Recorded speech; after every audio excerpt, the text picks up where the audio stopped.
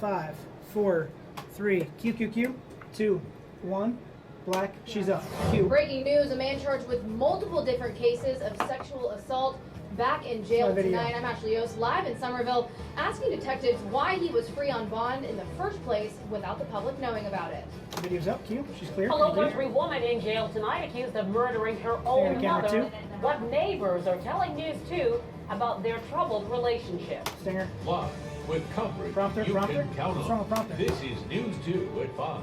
Good evening and thank you for joining us tonight. I'm Brendan Clark. And good evening, I'm Carolyn Murray. We begin tonight with a frigid forecast. We are talking about wind chills in the teens. That's right. It could be one of the coldest nights of the winter so far. Chief Meteorologist Rob Fowler here with more on just how low it will go. Rob? Yeah, feeling a lot colder because of the strong gusty winds, and again, the low temperatures expected for tonight, but also on radar, we're looking at some sprinkles, even some snowflakes that have been flying really all day long across Georgia, now moving into South Carolina. It looks like the snow, most of it will stay well to our north, but a few sprinkles certainly could move on through, and if you told me you saw a wet snowflake, that wouldn't surprise me at all, but boy, it's really been snowing quite a bit across Tennessee, North Georgia, Atlanta area getting quite a bit of snow, and again, a lot of that is moving generally off to the east. This is that big, giant upper level low kind of tapping into some moisture and also the cold temperatures. Speaking of cold temperatures, really not out of the 40s today. 45 Walterboro. Hey, Moncks Corner, you're already down to 39, 44 in Goose Creek. And when you look at the wind chill temperatures, right now we're 33 in Moncks Corner. Feels like 38 in Walterboro, 38 also on Violet Beach. We'll tell you just how low those chills will go and when that will happen. Coming up with a full forecast in just a few minutes. But certainly, bundle up. Guys, back to you. Full screen's All right, up. good Thank you, advice, Rob. Bob. Thank you. And remember, you can Stand by, stay Stinger, on to top of another weather full and news 24 hours a day Stand by, by Ashley. downloading our app for your smartphone or tablet. Just search WCBD in the App Store. Breaking news to tell you about right now. Why is it A man black? accused of sexually assaulting 2 women he met on the dating website Backpage.com is back in jail tonight. Berkeley County deputies arrested that man, Thomas Powell, background just a with that couple of thing. hours ago on kidnapping and first-degree criminal sexual conduct Stand by, charges. camera 1. Powell is due in bond court later tonight. One's Now, up. he was arrested less than a week ago in Somerville on similar charges. At that time, we asked for his name and his mugshot, but police wouldn't give us that information. My boxes. saying the investigation was still ongoing. We also found out today Powell was released on bond a day after his first arrest. Turn it to 2. This is Ashley Yost, live in Somerville with more on this story. Good evening, Ashley. Boxes are up, Q, Ashley. Good evening, Brennan. And we talked to neighbors who live in this community where the crime allegedly happened, and they're concerned. Cool. Did you get my updated anchor intro and stuff? Today, why his Yeah. identity was not released the minute he was let out of jail. Okay, yeah, because I texted it and then Does the are you public have W the Wagers, right? right? To know his identity Either way, I sent it to you. if he's being released from jail. No. When a person is released from jail on charges such as this, the victim is notified of the release. It would be 120 left in pack. impossible Send me back out to Ashley. for the jail to call everybody in the town, let's say, or Tri-County area, saying this person was released from jail. The notifications that are made to the victim. Somerville police arrested this man last week, 28-year-old Thomas Michael Powell. Today was the first time we got his name, even though he's been out on bond for a couple of days. 1 minute Should left to his pack. name be released to the media so that we can release it to the public before he's released? Well, we didn't want to jeopardize any of the cases. And that's, I think where people are losing sight is what we are trying to do is build good, solid cases and make sure that the victims are heard in these cases. So far, 2 women went to the police with the story of how they were raped. In the incident report is a statement from one of those women. She says that Powell 30 asked her to seconds. meet him here at a home on Wainwright Manor. She says he then held a knife to her throat and raped her. Robin Hatfield has lived next door to Powell for years. She was there when police came to his house and was shocked when she heard why. He's just a nice boy. He's polite. They're a nice family. 20 seconds. The crimes allegedly Far from happened over. here, just a couple of streets down Stand from by, where Ashley. he lives. Neighbors are concerned about a man charged with violent crimes being back in their neighborhood. Just because an arrest has been made doesn't mean the investigation is concluded. It's far from over. She's back up. And we talked to neighbors who said they would have wanted to know his name. Some of them didn't even Camera know 3 that out of this this. Camera happened. 3. Again, Powell will be Travis, in stand bond by. court tonight. We'll have the latest for you at 11. Live right now in Somerville. Camera 3. I'm Ashley Yost, News 2. All right, thank you, Ashley. All right, thank you, Ashley. A clear. Hennepin Stand woman by, is in turn to jail 2. in connection with her mother's death. News 2's Travis Travis. Riley spoke to a Go family in friend boxes. of both the victim and the suspect and is live and hand-in-hand with the latest. Travis, what have you found out? Travis up. QQQ. Hey, good evening, Carolyn. The details for this one only get more disturbing. Paula Anderson my video. is under arrest or is facing charges, I should say, for her mother's death. And today, the coroner announced that her mother, Frances Anderson, was strangled. Video. Now, Paula Anderson was arrested Monday morning, shortly after authorities had discovered her mother's body at their house in Hanahan. 68-year-old Frances Anderson is the name of the victim. Again, authorities had arrested Paula Anderson Monday morning, but they did not make her arrest public until today. Earlier today, I spoke with a neighbor who had known both Paula and Frances for 22 years. Thoughts up. They've had this kind of relationship roughly for the last few 15 years. seconds. But Paula's never threatened to kill her mother or Was anything very like sick. that. Was very sick. But she's had mental problems for a very, very long time.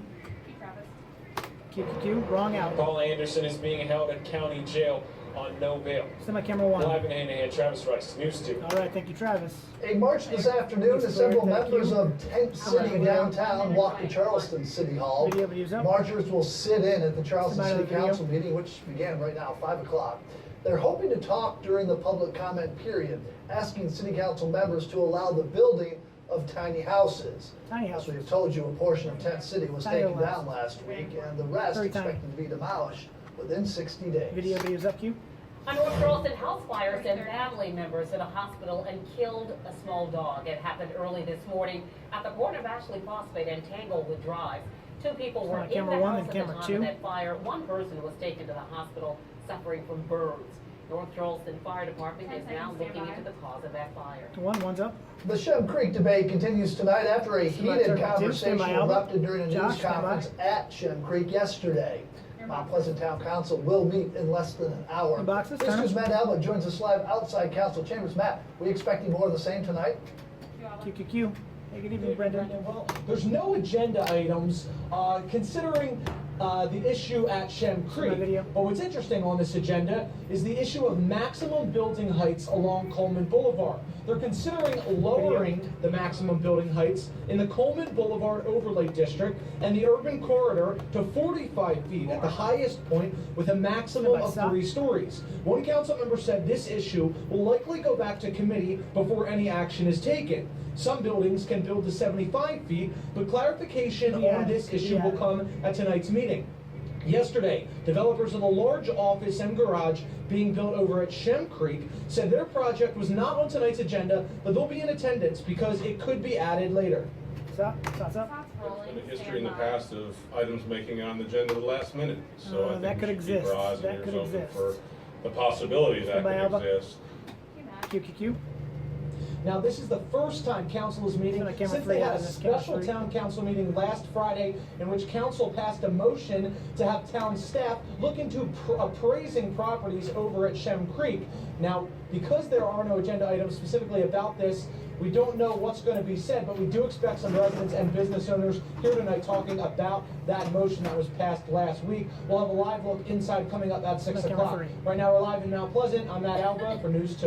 3's clear. All right, Matt, thank you. Well, the nation's first primary for the presidency is happening right now in New Hampshire. Snow isn't stopping New Hampshire voters from getting out to the polls. Many of them didn't make up their minds, they say, until the last minute. Bernie Sanders, Donald Trump, strong leaders in this state, while the rest of the GOP candidates battling for second. Hillary Clinton, meanwhile, not too far behind Sanders. Full screen's up. And happening tomorrow, a rally for Marco Rubio at the North Charleston Coliseum. That rally set to start at 6:15. Doors open at 5:30. John Kasich will host a Charleston County Town Hall. That will happen at Finn's Brick Oven in Mount Pleasant at noon. Doors will open at 11 in the morning.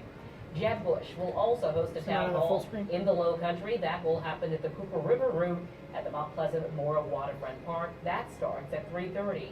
And Governor Chris Christie will join South Carolina Attorney General Alan Wilson at the College of Charleston. Now, Christie is expected to host a presidential forum tomorrow. That's going to happen at 4:30. The next primaries, of course, here in South Carolina. Republicans head to the polls Saturday, February 20th. Democrats vote Saturday, February 27th. Absentee voting already underway. If you plan to vote that way, you must mail your ballot in 4 days before the election. Camera one, one's up. After our I-team took your questions to the school district, tonight we Camera have two. another update for you Camera on two. school choice, the lottery issue that we've talked about. News 2 investigator Rebecca Clint has been tracking this story. Joins us now with new developments today. Rebecca. Becky's up, Q. Brendan, good evening. After a report last night questioning transparency, the district decided to move the used lottery back another day. This time they say they're going to open it to the public. It's going to be on Wednesday. After an email was sent in error telling some parents their kids were no longer eligible for the Buse lottery, we started digging and found several issues with the new online application process affecting students across the district. The new online application process crashed for several days. Parents struggled to upload the required documents. And the district tells me this has been a learning year, and they're working with their vendor to smooth out the online process for next year. Buse is the only school with a public lottery. So what does this mean for you if you're looking at other schools? Well, lotteries for those other schools will be run by February 22nd. Parents will be notified by February 27th. And of course, you'll have the opportunity to accept or decline that seat by March 11th. Rebecca Collette, News 2. All right, Thanks, Rebecca. If you have something you want our I-team to investigate, just send us an email to iteam@WCBD.com or call our hotline at 843-216-4949. A South Carolina elementary school shut down by mold reopens today, but there are changes coming to the school schedule. Visible mold was found at Northside Elementary School in Colleton County back in January. A mold remediation project was recently completed, and officials say it is now safe for students and staff to return to that school. But to make up for lost time, the school day will be extended by 1 hour from February 16th through April 21st. Three's up. The widow of Reverend Clemente Pinckney is taking her tragic experience and turning it into a lesson for others. Jennifer Pinckney will speak during a forum on faith and race at Duke University tonight. Her husband and 8 others were shot and killed last June during Bible study at Emmanuel AME. Dylan Ruth is accused of those murders. He's facing charges both state and federal. Ruth is set to appear in court this week. News 2 at 5 is just getting started. Stay away from Maine restaurants, you fat, uneducated cow. Wow, Q. Wow, comments like that one have one woman afraid to go out to dinner again after she received backlash for leaving a negative comment about a restaurant on social media. All right, it's traffic time on your Tuesday afternoon. Right now, not really having to do any problems with the elements, even though we've got a few sprinkles in the area, but we are finding the roadways. Typical slowdown around the merge. Wait, can we go ahead and change this traffic camera for our next hit? I don't like the one we're using right now. Right now, the Rapiddle Bridge is looking pretty good. Downtown, we've got a slowdown coming and going on Meeting Street, it looks like, King Street as well. And then over towards Savannah Highway, it looks like that slow commute out of town. Yeah, I don't like that black. Just wish it could. Right now, your drive time 30 minutes to Somerville Exit from downtown. I gotta take it now. 24 minutes to the 52 connector and 30 minutes Mount Pleasant to West Ashland. There's a live working unless you want to change it, you've got control pretty good on the as well. You can log in. Clouds, and you see the camera moving around as well. It's windy. Good firm grip on the steering wheel. All right, done with that. You're watching News 2 at 5. Fade down in 3, 2, 1. Fade up Blacks Online. 3 minutes. 3 minutes back.